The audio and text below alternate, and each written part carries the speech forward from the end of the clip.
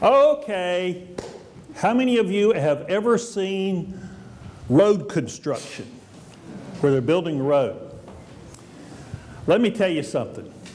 In my neighborhood now, on Armistead, they have the city has these gigantic road machines, these backhoes and bulldozers and graders and all that kind of stuff. And they call it improvement, okay?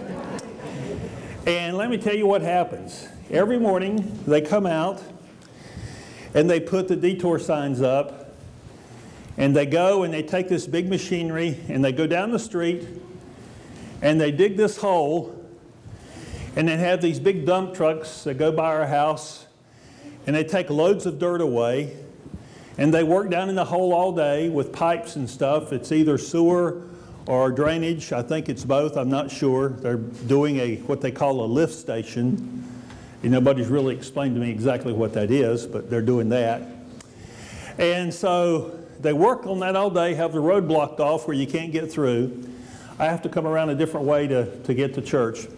And then in the evenings, before it gets dark, the big dump trucks come back and they dump the dirt back out, and they put the dirt back in that hole and they cover it up, and then they take a paver and they put asphalt over the hole, and they take the equipment away so people can go back and forth on Armistead then, that evening.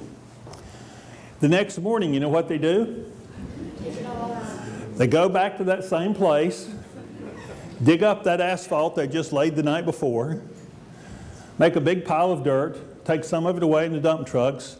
They work all day in that hole doing something. And then in the evening, they cover up the hole, they pack it down, they put asphalt back over it so we can get back and forth, and then they go home. Then the next day, you know what they do?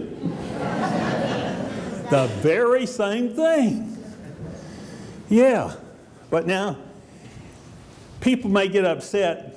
I had one person tell me this morning when I told this story at first service, because he lives in a neighborhood, he says it's a good thing they do that every day, because I go home that way and I want it all clear when I go home so I can drive down that street, right? Because if they just left the hole there, what would happen? Yeah, he'd drive his car right into it, right? That wouldn't be any fun. So anyway, that's what they're doing. And I think they're making some progress. It just kind of looks like they're the same spot every day. So it must be kind of complicated what they're doing there. So we need, for us to get to one place to another, it's nice to have a nice, flat, straight, smooth road to go from one place to the other, isn't it? Yeah, you don't like potholes? Yes, sir. What about rocky roads? You don't like rocky roads? Yeah, they're tough. They're tough. If you got the potholes in the roads, or if they're real curvy, or if you have to go way up and down like up in the mountains, it takes longer to get from one place to the other, doesn't it?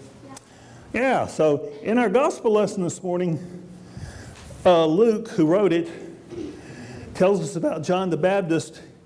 And John the Baptist tells us something that Isaiah, who was an Old Testament prophet, said. He said, "Prepare the way of the Lord and make the path straight. Prepare the royal highway so the King Jesus has a way to get to you." Okay? And I think what he's saying is, take away any obstacles, anything that keeps Jesus from being able to get into our hearts and to live with us. We need to get out of the way. So it may not be a pile of dirt, but it could be something else, right? Maybe we're thinking too much about something else, or we're too selfish, or something like that. So Jesus says, make the road straight and smooth so I can come into your heart. So I want you to remember that. And the next time you see that really big equipment, think about road construction and think about Jesus coming to us. And we need to keep the street open, don't we? So Jesus can get to us and be able to come into our hearts. Okay?